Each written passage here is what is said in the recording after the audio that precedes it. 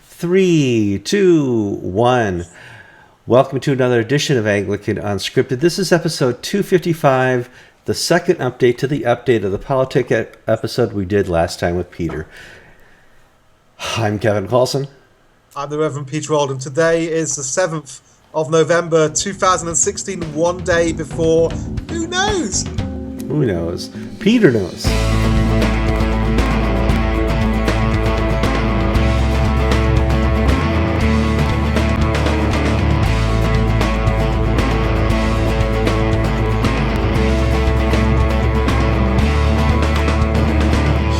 Okay, this is our update to the update episode. Last episode, 254, Peter and I sat down and talked numbers. We had the benefit of having a statistician on staff, and his name is Peter Old.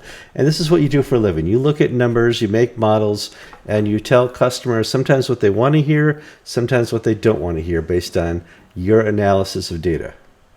Yeah, I work with banks and other people who use analytics all around Europe, the Middle East, and Africa. And these days I'm mainly selling stuff and advising on project setup and so on. But yeah, I've done years of crunching numbers and getting results. And for statisticians, elections are fun. Oh, elections are polls. You got polls, you got exit polls. You have to figure out, are we going to go 50-50, 50% one side, 50% the other side? How do we weigh the extra data and stuff like that? And why do polls fluctuate so much? And you have analyzed the latest polls. This is Monday going into Tuesday. And what does your data say now? My data says that Hillary should be measuring for curtains. Mm-hmm. That's it, basically. That's if we what? No. The Trump people are not freaking out, but this is data. This is not Peter. What do states like North Carolina, Florida, the battlegrounds, Pennsylvania, Ohio, what are they doing? Yeah, so Florida, I think, is going to go to Clinton. I make that about 3-2, likely to be going to Clinton. North Carolina, I'm just flicking through my spreadsheet here while we do that. North Carolina, I think, is pretty well certainly going to go for Clinton. Trump is doing well in Ohio and Iowa. He should get both of those, but he's simply not getting key states like Pennsylvania. I think Pennsylvania, he's pretty well almost a statistical uncertainty, certainty not to win there. So unless we see some amazing surge in the last 24 hours in the last set of polls that will still come through. Unless we see that, or unless the polls have been really bad at weighting and sampling people who don't normally vote but are going to come out and vote for Trump.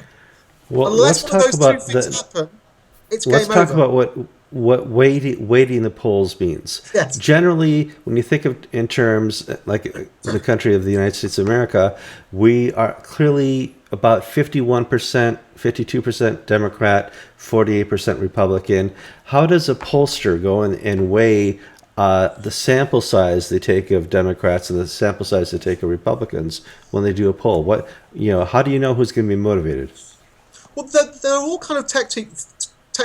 Remember, when you're doing a poll, you're only talking to 700, 1,000, 2,000 people, and you want to make sure that they're representative of the general population. So you work out what the general population is: age distribution, sex, party leanings, who they voted for last time, those kind of things. And what you try and do is you try and sample to those kind of distributions. And when you don't quite have it right, you then weight to those distributions. Now, there are two things to say about that. Firstly, one of the things that is controversial about weighting in the USA, but not so controversial in Britain where it happens all the time, is you weight by past vote. So you ask people, how did you vote last time? And then you weigh up or down depending on... So you've got people who said, I voted Republican last time, and you see what percentage did and see what percentage actually voted Republican, and you weight accordingly.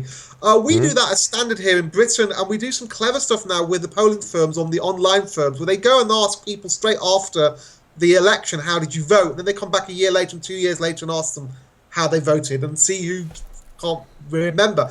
So that's how you wait. Now, you also do something called oversampling. Okay, now I watched a hilarious InfoWars video. I got like 2 minutes in and I was just like, this is just so stupid. But then what this guy was talking about, oversampling. Now, what oversampling is if you have if you're going to talk to 1,000 people and you are particularly interested in your Hispanics, okay?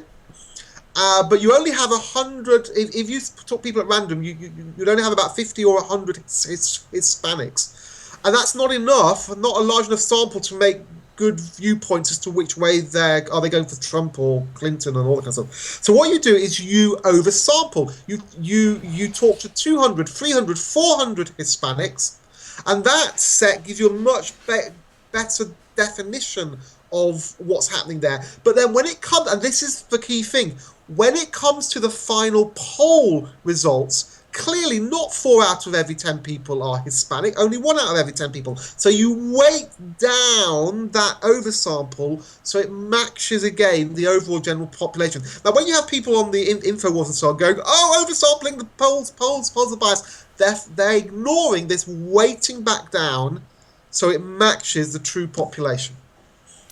There's lots of people who get paid to do polls. Who are the most accurate over time?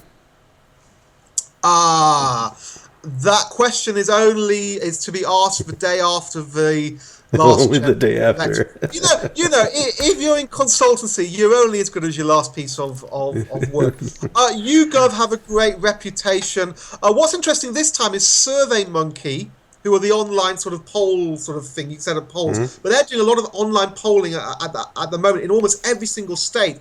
It'll be really interesting. They probably have the largest samples of all the polling firms. It'll be really interesting to see how well they do. This is really their first time doing a proper opinion polling. All right. Well, now we're going to test your accuracy. Probably Wednesday morning, we'll have you back on to help us work out what numbers were correct, what wasn't correct. Blurry-eyed. You blurry-eyed, yeah. For you'll be up all night, I assure you. I was with the Brexit. With the Brexit, I watched BBC and forget the other Sky for 24 hours. Yeah, I sat in there. I can't believe it. I can't believe it. Nobody could believe that there's a Brexit, and for people holding out for a Trexit, show up at the polls, bring your friends. The people who are on the fence, you need to show up. For people who want Hillary to win, you got it. It looks like there's a good chance. I would give it an easy 80%, but I'm not the pro that he is. I'm Kevin Carlson.